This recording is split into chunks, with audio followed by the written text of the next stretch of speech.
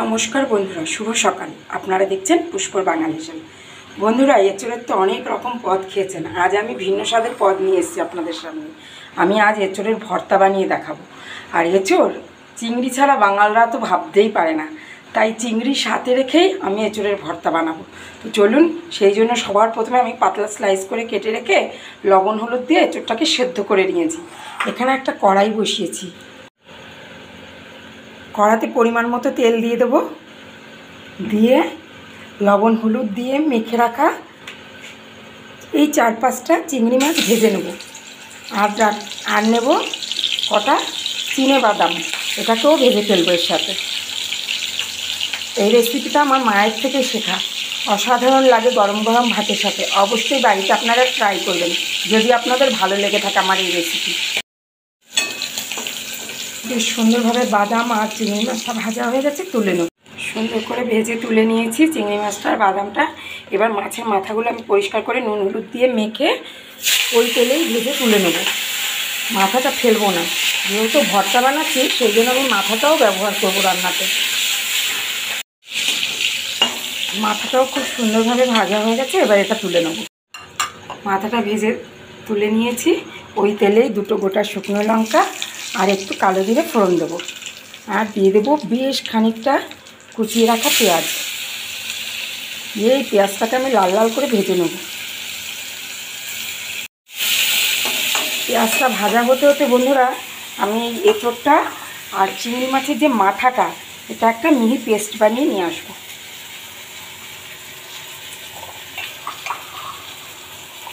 শুকনো শুকনো পেস্ট করব, হ্যাঁ, জল দেবো না।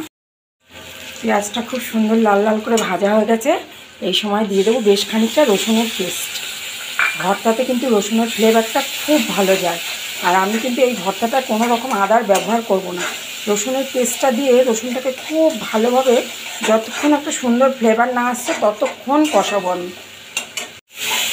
রসুন থেকে দেখুন তেল ছাড়তে শুরু করেছে অটোমেটিক। এই সময় দিয়ে দেবো বেশ খানিকটা লঙ্কার গুঁড়ো।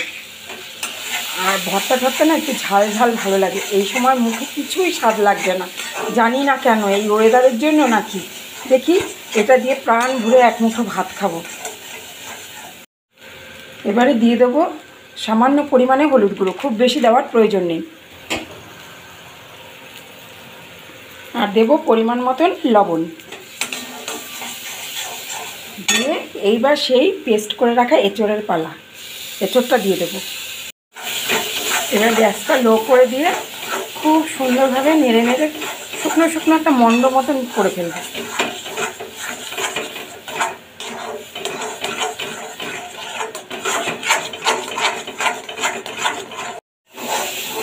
দেখুন কি সুন্দর মন্ড মতন হয়ে এসছে। এই সময় দিয়ে দেবো সামান্য পরিমাণে চিনি। চিনিটা দিলে না এঁচোড়ের স্বাদটা বেড়ে যাবে।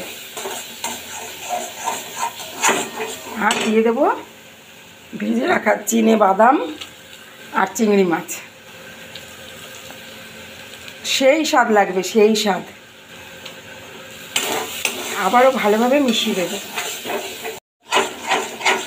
এই সময় দিয়ে দেবো সামান্য পরিমাণে ভাজা মশলা। যেহেতু এঁচোড়ের ভর্তা, সেই জন্য এই ভাজা মশলাটা কিন্তু মাস্ট, এটা দেবেনই।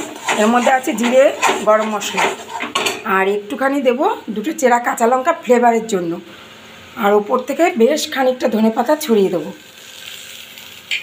একদম রেডি হয়ে গেছে আমাদের পরিবেশনের জন্য এঁচোড় চিংড়ির ভর্তা।